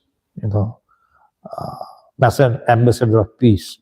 So he came, and once he came to the palace of Duryodhana, and though he was offered to stay in the palace, he did not go to the palace. He went to the house of Vidur. Vidur was a minister in the courtyard, in the court of Duryodhana. But he was a very righteous person and a great devotee of Sri Krishna. But greater than him was his wife. But we know very less of Vidur's wife. So, though he was offered place in the palace to live, but he went to a small place in Vidur's, to Vidur's place, and he knocked. Vidur was not there, and Vidur's wife came out, and she saw Krishna, and again she didn't know what to do. And she was like, she somehow called in Krishna, made him, offered him a seat, and all she had was some bananas in her house. And she thought, okay, I don't have anything, so I have to offer these little bananas to Lord. So he started offering the bananas. She began to peel off the bananas and started offering it to Sri Krishna. And Sri Krishna was lovingly taking it, accepting it. While it was going on, Vidur came in. And Vidur came in and he saw something very strange. And he scolded his wife, "What are you doing?" Her wife said, "What?" The other wife saw that she was peeling the bananas off and giving the peel to Sri Krishna and throwing the bananas. Normally what we do, we throw off the peel and take the banana. She was so absorbed in seeing Sri Krishna. She didn't even know what she was doing. She left the bananas and offered the peel to Sri Krishna, and Krishna was taking those peels of bananas, banana peels. And when Vidur came and told her wife, Sri Krishna said, Vidur, what have you done? He said, God, she is offering the peels to you. Then Krishna said, you are just seeing the peel. Can't you see the love behind the offering? That is the difference. We see the peel and the banana, and persons like them, they see the love. And that is why Bhagavan said, I love you because, not of anything, because I love loving you. I love to love you. There is no reason behind it. So, God incarnates like Sri Ram, Sri Krishna, Bhagavan. They come to reinstate dharma, righteousness, spirituality, humanity, curb the evil, restore religion, and at the same time to show the way of love, peace, acceptance to mankind. And their impact on the society is great. Because now, the Gita, Srimad Bhagavad Gita, it is being read everywhere, in almost every country. So it is not just a religion, it's a universal religion. So you cannot confine their ideas or their messages to just a particular group of people, because it is universal. It has a universal approach. Love everyone needs. The world is in dire necessity or in dire need of this love, of this acceptance, of this, sacrifice, giving up. The world is busy in snatching. What we need is to show the way how to give. And that is what Bhagavan says, that even a child knows how to take, but he or she must be taught how to give, isn't it? So they come to show the world, to extend your hand, not to take, but to give. Not to push, but to help. Not to,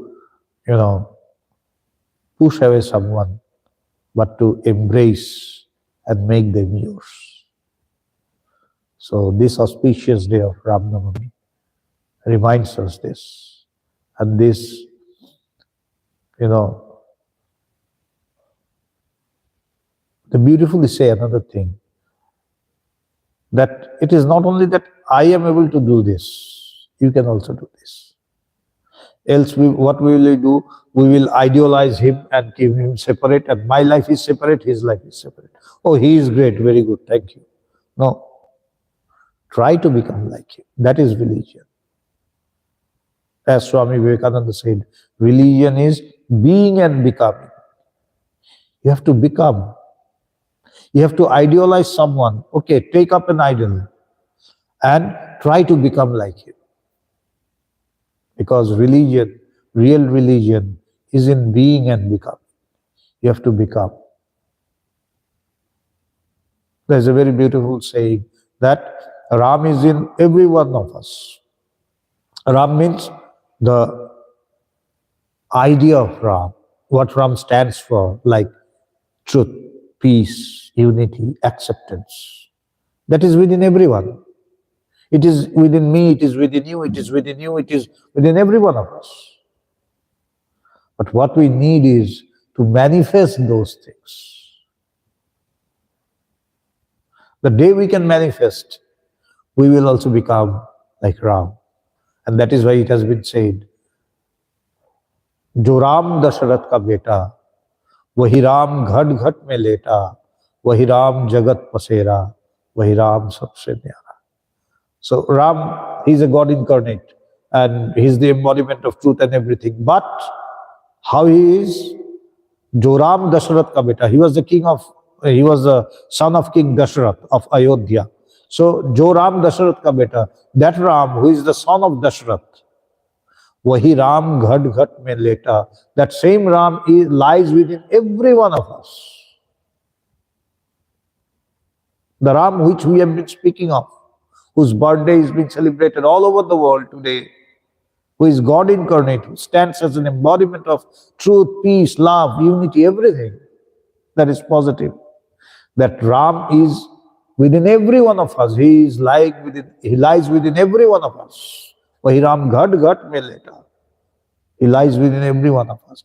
Wahi Ram jagat pasera. He pervades the whole world. He is in everything, in every one of us. And Wahi Ram sabse nyara is the most beautiful thing.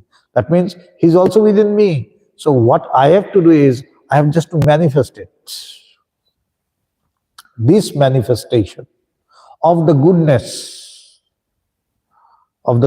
in us, the divinity in us, that is what you call Ram, that is what you call Jesus, that is what you call Allah, that is what you call, whatever name you may give to it, Krishna or Ram or Bhagavan, whatever it is within every one of us. The work is to manifest this divinity. The day we begin to manifest it, we start to manifest it, we give our effort. It is not a one-day work or a 1 month or a 1 year work. It is the work of a lifetime. But the day we start it, we give a conscious effort to manifest this Ram within us. That is the beginning of true spirituality.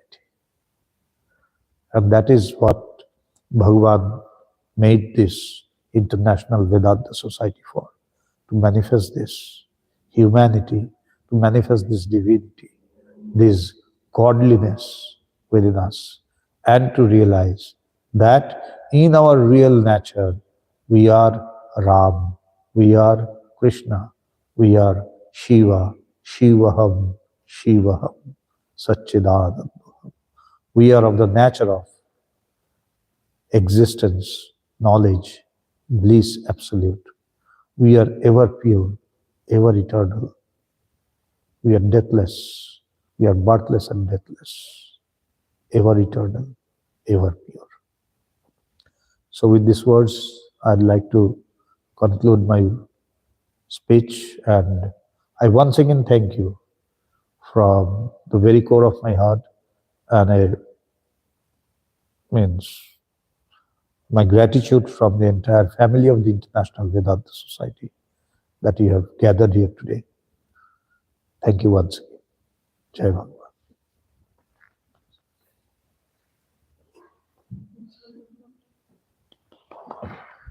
Sorry? Yeah, you can. Yeah.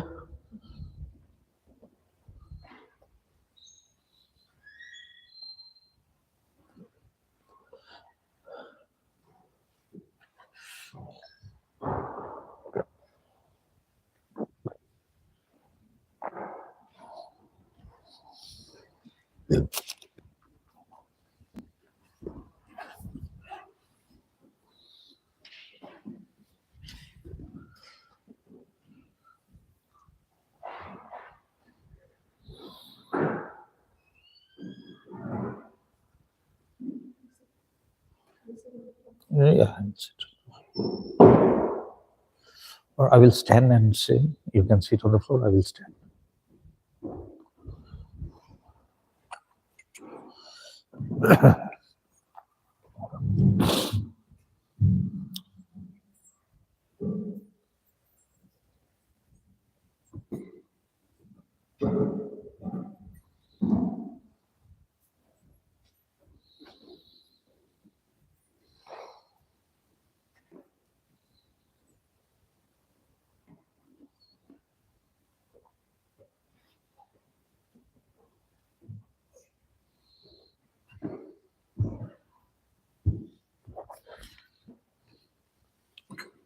So we will conclude our, is it working? No. Yeah. We will conclude our program, today's program, with the chanting of Mahamantra, Hare Krishna. And another thing I would like to, actually I was talking in a flow, so I'm not very good with those formal things. I'm good with informal things. So I'd like to thank the entire, volunteers and the members and the devotees of International Vedanta Society, United Kingdom, UK, and especially Chichi and Christy for inviting us here. And my special thanks to Jahannavima for inviting me to the UK to speak about Vedanta and to speak about Vedanta Society. And, she gave me the opportunity to work for Bhagavan in the UK. So my heartfelt gratitude to you all.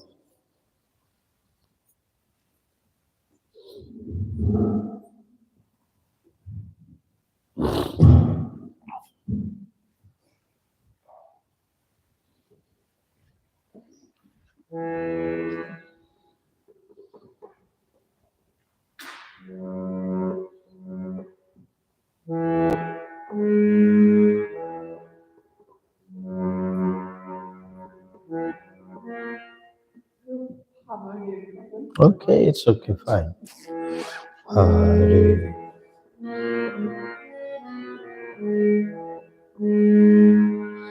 Hare Krishna, Hare Krishna, Krishna Krishna, Hare Hare, Hare Rama,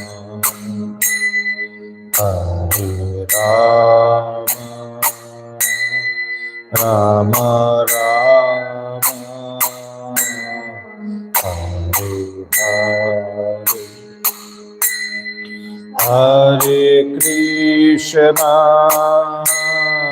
Hare Krishna, Krishna Krishna, Hare Hare,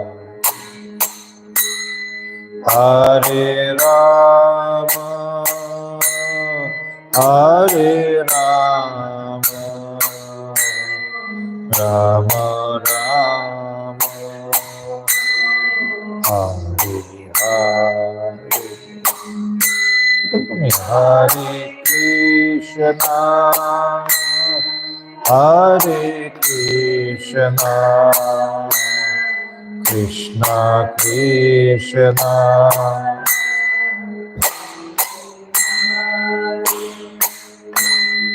Hare Rama, Hare Rama, Rama Rama, Hare Hare, Hare Krishna,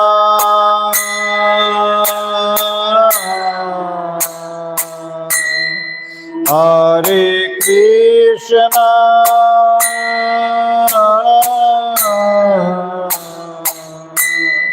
Krishna Krishna, Hare Hare, Hare Rama,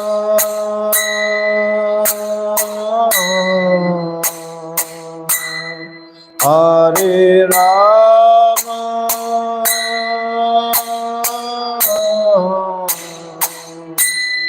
Rama Rama, Hare Hare, Hare Krishna, Hare Krishna, Krishna Krishna, Hare Hare, Hare Rama, Hare Rama, Rama Rama, Hare Hare, Hare Krishna, Hare Krishna, Krishna Krishna Hare Hare Hare Rama Hare Rama Rama Rama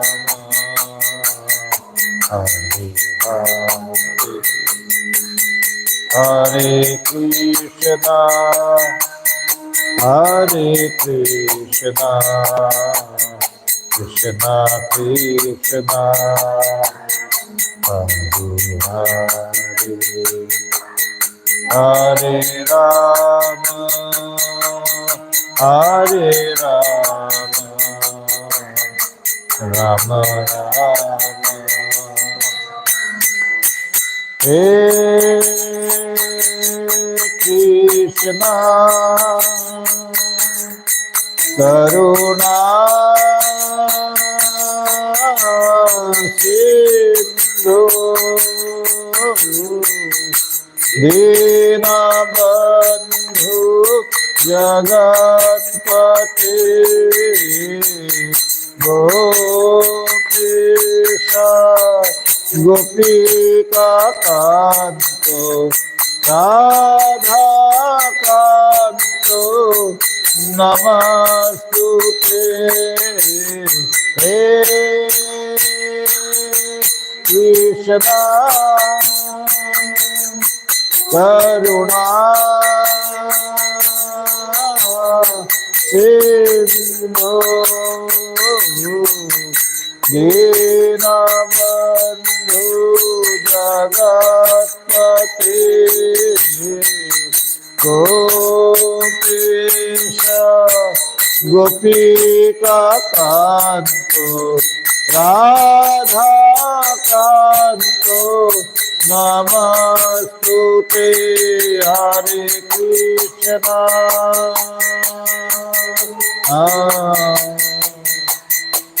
Hare Krishna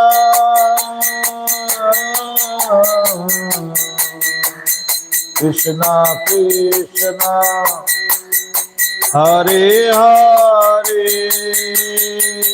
Hare Rama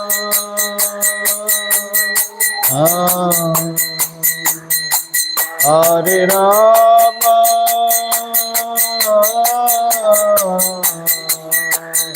Rama Rama Hare Hare Hare Krishna Krishna Krishna Hare Hare Hare Rama Rama Rama Hare Hare Hare Krishna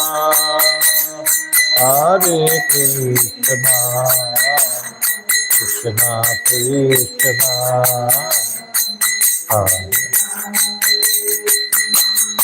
Hare Rama Hare Rama Rama Rama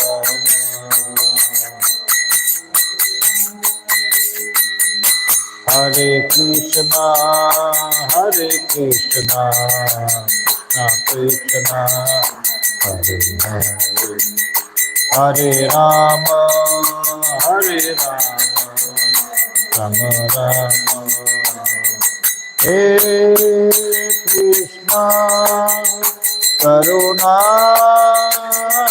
Sindhu Dinabandhu Jagatpate Gopesha Gopika Kanto Radha Kanto Namastute He Krishna Karuna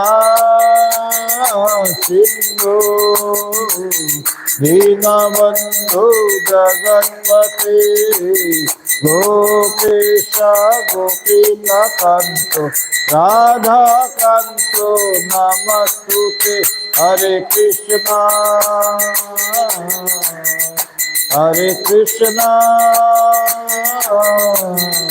Krishna Krishna Hare Hare Hare Rama Rama Rama, Hare Hare, Hare Krishna, Krishna Krishna, Hare Hare, Hare Rama, Rama Rama, Hare Hare, Hare Krishna, Krishna Krishna, Hare Hare, Hare Rama, Rama Rama, Hare Hare, Hare Krishna, Krishna Krishna, Hare Hare, Hare Rama, Rama Rama, Hare Krishna, Karuna Sindhu, Dinabandhu Jagatpate, Gopesha Gopika Kanto, Radha Kanto Namastute, Hey Krishna, Karuna Sindhu, Dinabandhu Jagatpate, Gopesha Gopika Kanto, Radha Kanto Namastute, Hare Krishna,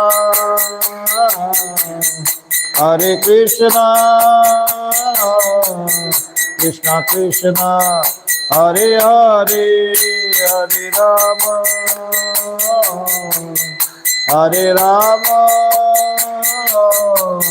Rama Rama, Hare Hare, Hare Krishna, Krishna Krishna, Hare Hare, Hare Rama, Rama Rama, Hare Hare, Hare Krishna, Krishna Krishna, Hare Hare, Hare Rama, Rama Rama, Hare Hare, Hare Krishna, Krishna Krishna, Hare Hare, Hare Rama, Rama Rama, Hare Hare, Hare Krishna, Krishna Krishna, Hare Hare,